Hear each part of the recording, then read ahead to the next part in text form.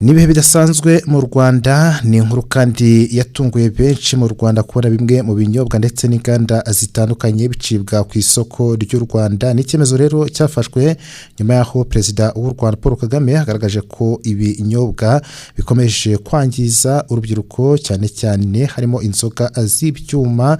Nyuma rero y'ijambo rya Perezida w'u Rwanda Paul Kagame hakaba harafashwe ingamba zo guca muri bimwe mu binyobwa ndetse no gufunga inganda zabikoraga, aho kugeza ubu inganda zirenga 132 zimaze gufungwa mu Rwanda, nako kandi abantu barenga 61 bamaze gutabwa muri yombi nyuma yo kugaragarwaho ko bakoraga ibinyobwa bitujuje ubuziranenge ndetse bari bafite zimwe mu nganda zakoraga ibyangizaga abaturage. Urero inkuru igezweho ni inkuru idasanzwe kuko zimwe mu nzoga zakundwaga zaturukaga ku isoko mpuzamahanga cyangwa se zaturukaga mu bihugu byo hanze nazo zamaze gucibwa ku isoko ry'u Rwanda.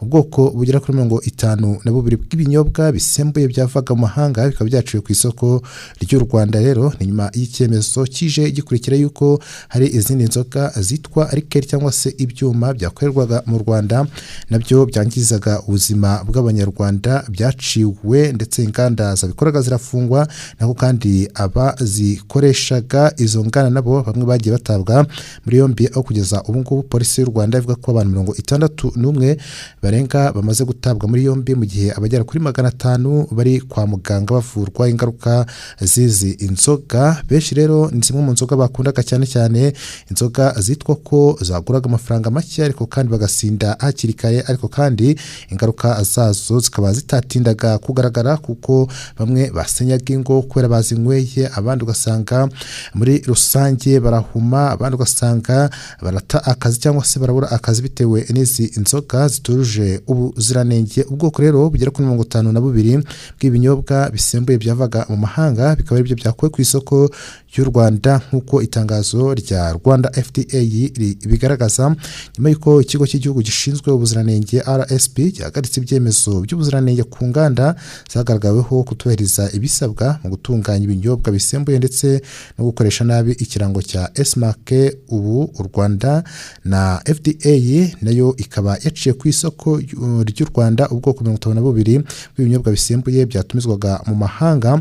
Nk'uko rero bikuye muri iri itangazo rya Rwanda FDA, ni itangazo kuyagarika ry'agateganyo ry'ibinyobwa bisembuye bitumizwa mu mahanga hashingiwe rero ku itegeko nimero 00/2018 ryo ku ya 9 ukwa 2018 rishyiraho ikigo cy'igihugu gishinzwe kugenzura ibiribwa n'imiti mu Rwanda, Rwanda FDA, kandi rikagenga inshingano, imiterere ndetse n'imikorere byacyo cyane cyane mu ngingo yaryo ya 9 gika cya 2 mu rwego rwo kugera ndetse no kurengera ubuzima n'umutekano w'abaturage b'u Rwanda. Rwanda FDA ikabimenyesha ababitumiza cyane cyane abatumiza ibi binyobwa mu mahanga ndetse n'ababigeza ku isoko, ababicuruza ndetse n'abaturage muri rusange ko itumizwa mu mahanga ry'ibinyobwa bisembuye biri ku rutonde rugaragara ku mugereka wa mbere rihagaritswe by'agateganyo guhera ku gihe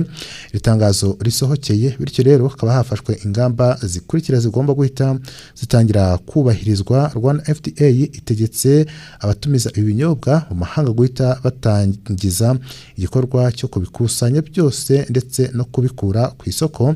Rwanda FDA ikaba itegetse abatumiza ibinyobwa mu mahanga guhita basaba abakwirakwiza ku isoko ibi bikurikira: hari gukusanya ibinyobwa biri ku rutonde ndetse no kubikura ku babiranguye, hari gusubiza kandi ibinyobwa byakusanijwe mu bubiko bw'abatumizaga hanze. Rwanda FDA ikaba itegetse abatumiza mu mahanga ibi binyobwa gutanga raporo y'igikorwa cyo kubikusanya mu gihe kitarenze iminsi 3 y'akazi uhereye igihe itangazo risohokeye. Rwanda FDA ikaba itegetse abakwirakwiza n'abacuruza ibinyobwa biri ku mugereka wa mbere guhita rero bahagarika kubikwirakwiza ndetse no kubigurisha, kandi bagomba guhita basubiza ibisigaye ku babitumiza mu mahanga kandi aya mabwiriza agahita ashyirwa mu bikorwa. Iri tangazo rigisohoka, kutubahiriza aya mabwiriza bizatuma hafatwa izindi ngamba ziteganwa n'amategeko abigenga. Rwanda FDA rero ikaba isaba abanywa ibi binyobwa biri ku mugereka wa mbere kubihagarika. Hategetswe ko ibikorwa byose byamamaza ibinyobwa birebwa n'iki cyemezo bihagarikwa, ndetse n'ibyapa byose ibyamamaza bigakurwaho mu gihugu hose. Icyitonderwa by'umwihariko no ku rutonde rw'ibindi binyobwa bizafatirwa ingamba ruzatangazwa mu gihe gikwiye uko ibikorwa byo kugenzura bigenda bikorwa. Rwanda FDA ikaba ishimiye uko bakiriye itangazo ndetse n'ubufatanye bwabo mu kubyubahiriza.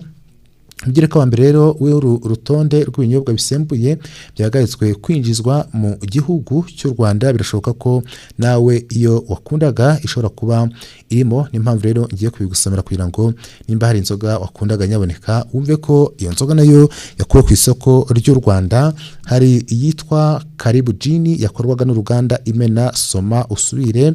Igihugu rero biturukamo ni igihugu cy'u Burundi. Hakaba kandi Dino Premium Whisky ya Kalika Impex ni rwo ruganda rwayikoraga, ikaba yaturukaga mu gihugu cy'Ubuhinde. Akaba kandi Yellow Designer Whisky yakoraga, ikaba yakorwaga n'uruganda rwa ABD Maestro PVT Limited, the Luxury Division of Allied Blenders and Distillers ABD yaturukaga nayo mu gihugu cy'Ubuhinde. Kandi Zoya Premium Gin yakorwaga n'uruganda Allied Blenders and Distillers Limited yaturukaga mu gihugu cy'Ubuhinde. Kandi yitwa Zoya Premium Watermelon Gin yaturukaga mu ruganda rwa Allied Blenders and Distillers Limited yaturukaga mu gihugu cy'Ubuhinde. Kandi Cabana Coconut Rum ikaba yakorwaga n'uruganda rwitwa Rock and Storm Distillers PVT Limited ituruka mu Buhinde. Akaza kandi Black General Premium Whisky yaturukaga mu ruganda rwitwa DJ Distillers PVT Limited nayo mu gihugu cy'Ubuhinde. Akaza kandi yitwa Bazooka Strong Whisky. Akaza kandi yitwa Red Bazooka Blended Deluxe Whisky, Royal Bazooka Cafe, akaza Royal Bazooka Premium. Zose zikaba zakorwaga n'uruganda rwitwa Krempi Distiller nazo nizo mu gihugu cy'Ubuhinde. Akaza kandi Stoti Kio yakorwaga n'uruganda Eston Roman Brewery and Distiller mu gihugu cy'Ubuhinde.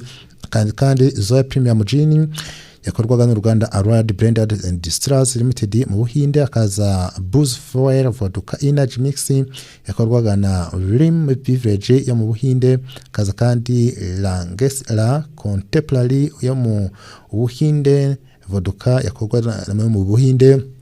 Akaza kandi Grey Borte, akaza Saba Whisky, akaza Magic Moment Chocolate Vodka, akaza Bona Blue Gin, akaza Boss Whisky zose zaturukaga mu gihugu cy'Ubuhinde. Akaza kandi Kenya King Jelbis Gin, akaza kandi Avalon Premium Vodka, Safari Gin, Sweet Belly Vodka, Exo Vodka Energy, akaza kandi Konyage Strong Dry Gin, Diamond Rock Gin, Teas Lemon and Ginger, Kiwingo Spirit yaturukaga muri Tanzania. Akaza Kevanti, akaza kandi yitwa Black Shant, akaza kandi yitwa Campfire Gin, Gucha Vodka, Diamond Rock Gin, Hanson Vodka, Relax Vodka, akaza yitwa Teas Portable Spirit, X5 Gin, Bond 7 Whisky, Campfire Gin, Club 5 Gin, Temple Liquor, akaza X5 Gin, akaza Jones Gin na X5 Liquor, akaza kandi Pan Master Whisky ndetse na X5 Whisky na Jelbis Flavored Gin na V&A Imper CR Liquor. Izo zose rero zikaba zaturukaga mu gihugu cy'Ubugande, zikaba ari inganda zahagaritswe. Kabiri inzoga rero zahagaritswe by'umwihariko ku isoko ry'u Rwanda. Ese wowe wakundaga iyihe muri izi likeri? Ndabizi ko byanze bikunze hari inzoga wakundagamo ariko zamaze kuva no ku isoko ry'u Rwanda. Iyi ni Kaya Empire.